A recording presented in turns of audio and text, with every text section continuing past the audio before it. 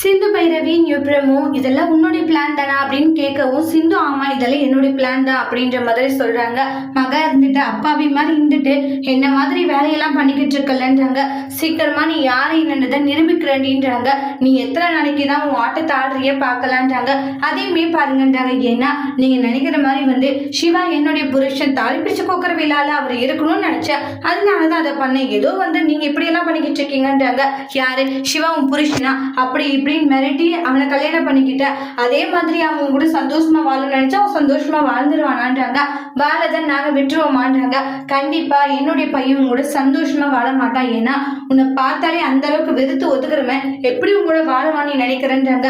கண்டிப்பா என் கூட வாழ்வாங்க, நீங்களும் அதை பார்க்க தான் போறீங்கன்ற மாதிரி சவால் விட்டு போறாங்க.